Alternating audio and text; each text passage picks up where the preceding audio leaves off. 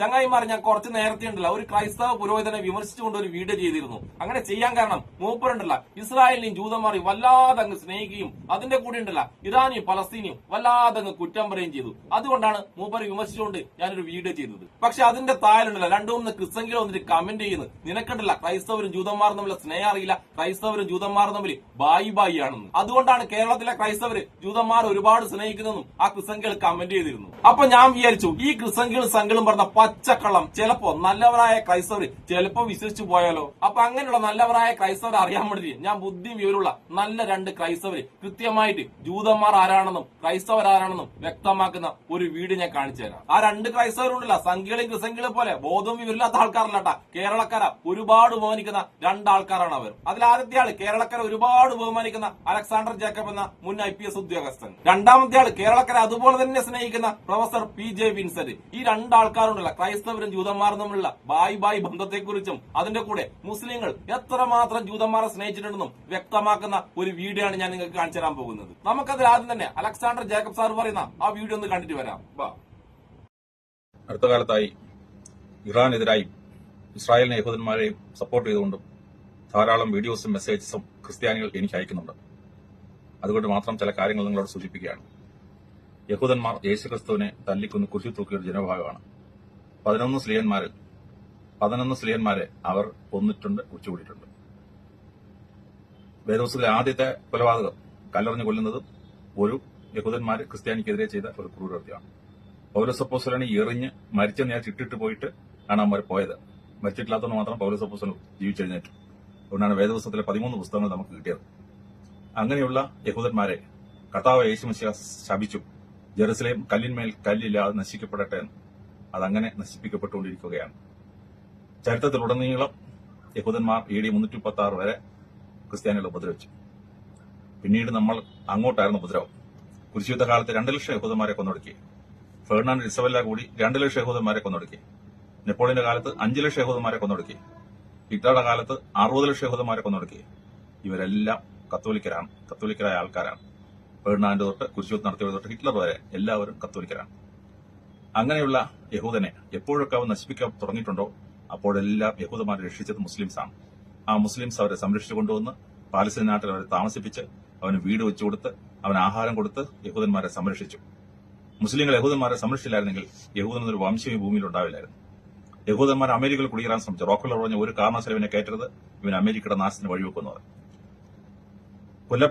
കൊണ്ടുകൊണ്ടിരിക്കുന്ന യഹൂദന്മാര് 4 കപ്പലിൽ കയറി രക്ഷപ്പെടാൻ നോക്കി.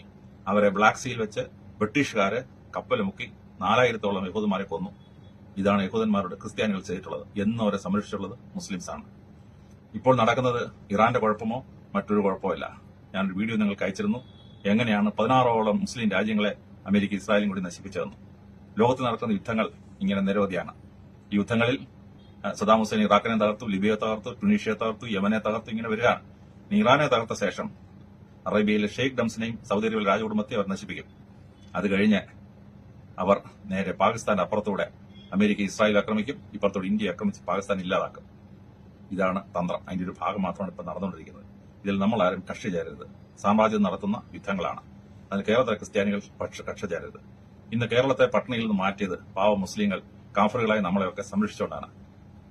കേരള ഗവൺമെന്റ് ബഡ്ജറ്റ് 1,80,000 കോടി ഉള്ളപ്പോൾ അതിൽ ഏതാണ്ട് 1 ലക്ഷം കോടി രൂപയോളം ഗൾഫ് മുസ്ലിം രാജ്യങ്ങളിൽ നമ്മൾ കൊണ്ടുവന്നിട്ടുള്ളതാണ്. ഹിന്ദു എന്നോ ക്രിസ്ത്യാനിന്നോ ഒരു വിശ്വാസമില്ലാതെ ആണ് അവർ എത്തിയിട്ടുള്ളത്. ഞാൻ തുമ്പോൺ എന്നൊരു ഗ്രാമത്തിൽ ജനിച്ചുള്ള ഒരു മനുഷ്യനാണ്. ആ ഗ്രാമം ദാരിദ്ര്യമുള്ള ഒരു ഗ്രാമമായിരുന്നു. ഇന്ന് ആ ഗ്രാമം സമ്പൽ സമൃദ്ധമായി മാറിയെങ്കിൽ അത് മുസ്ലിം രാജ്യങ്ങളിൽ പോയി ജോലി ചെയ്ത് അവിടുത്തെ ക്രിസ്ത്യാനികൾ കൊണ്ടുവന്ന പൈസ കൊണ്ടാണ്.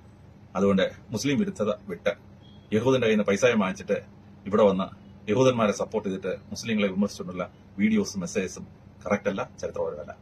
കേട്ടല്ലോ സംഘികളെ യഥാർത്ഥ ക്രൈസ്തവനായ അലക്സാണ്ടർ ജേക്കബ് സാറ് കൃത്യമായി പറഞ്ഞ കാര്യങ്ങൾ. അതായത് നിങ്ങൾ ക്രൈസ്തവര് ജൂതന്മാരെ ആക്രമിക്കുമ്പോൾ അവരെ സഹായിച്ചത് മുസ്ലിങ്ങളാണ്. ആ സഹായിച്ച മുസ്ലിങ്ങളെയാണ്, ആ സഹായിച്ച മുസ്ലിം രാജ്യത്തെയാണ് ഇപ്പൊ ജൂതന്മാർ തിരിച്ചാക്രമിക്കുന്നത്. അപ്പൊ ജൂതന്മാർക്ക് എത്ര നന്ദിയുണ്ട്, എത്ര സ്നേഹമുണ്ട് ഇപ്പൊ നിങ്ങൾക്ക് മനസ്സിലായല്ല. കഴിഞ്ഞിട്ടില്ല, ഇനി നമുക്കിട്ടില്ല വേറൊരു യഥാർത്ഥ ക്രൈസ്തവനായ PJ വിൻസെന്റ് സാറ് എന്താണ് പറയുന്നത് അതും കൂടി കേട്ടിട്ട് വരാം.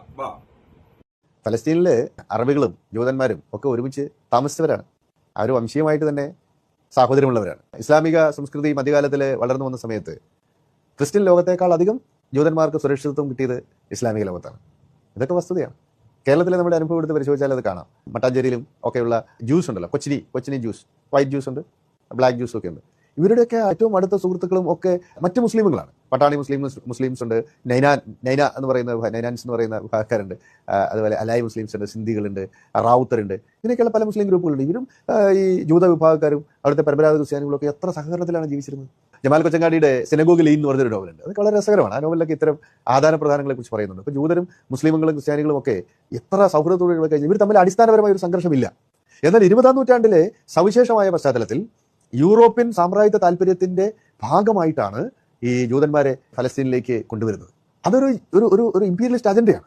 അതിന്റെ തുടക്കം യഥാർത്ഥത്തിൽ 1897 പ്രസിദ്ധീകരിച്ച ഡർ ജൂഡൻ സ്റ്റാറ്റ് എന്നുള്ള പുസ്തകമാണ്, തിയോഡർ ഹെർസൽ.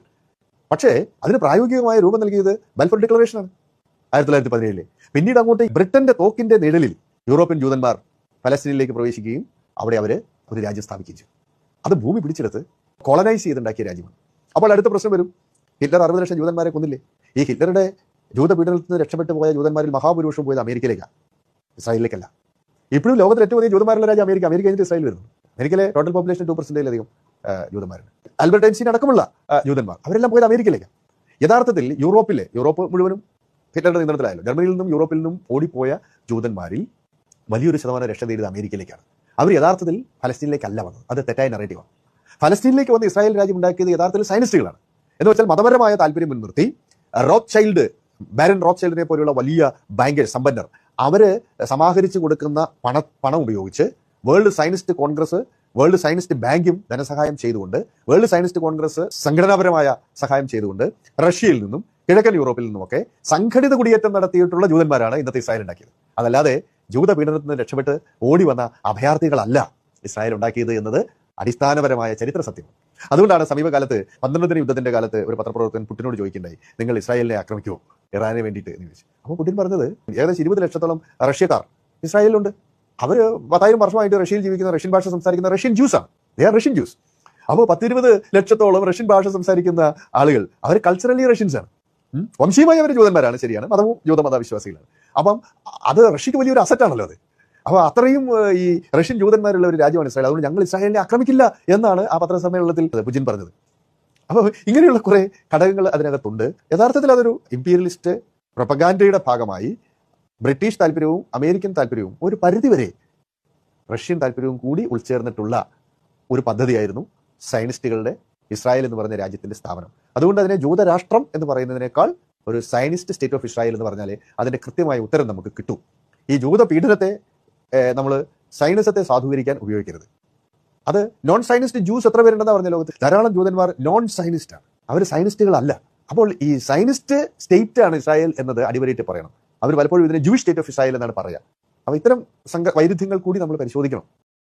എന്താ അവസ്ഥ നോക്കിയട്ടെ, ജൂതന്മാരും സയനിസ്റ്റ് ഒക്കെ ഉണ്ടല്ല, വേറെ ടീമാ പോലും. ജൂതന്മാർ ആരാണെന്ന് ജൂതന്മാർക്കും അറിയില്ല, സയനിസ്റ്റ് ആരാണെന്ന് സയൻസിനും അറിയില്ല. അങ്ങനെ അവരാരാണെന്ന് അവർക്കറിയാത്ത ടീമിനാണ് കേരളത്തിലുള്ള സംഖ്യകളും ക്രിസ്ത്യങ്ങളും വല്ലാണ്ടങ്ങ് ആരാധിക്കുകയും വല്ലാണ്ടങ്ങ് സപ്പോർട്ട് ചെയ്യുകയും ചെയ്യുന്നത്. അതുകൊണ്ട് എനിക്ക് പറയാനുള്ളത് കേരളത്തിലെ ബോധവും വിവരമുള്ള നല്ലവരായ ക്രൈസ്തവരോടാണ്. അതായത് നിങ്ങളുണ്ടല്ല സംഘി ചാനലായ വിസർജനവും കർമ്മയും അതിന്റെ കൂടെ കുറെ സംഘി ചാനലും പറഞ്ഞ പച്ച കള്ളം വിശ്വസിച്ചിട്ട് വല്ലാതങ്ങ് നെതന്യാഹുവിനങ്ങ് സ്നേഹിച്ചേക്കല്ല കേട്ടാ. കാരണം തരം കിട്ടിക്കഴിഞ്ഞാല് നെതന്യാഹു നിങ്ങളെയും വെറുതെ വിടില്ല.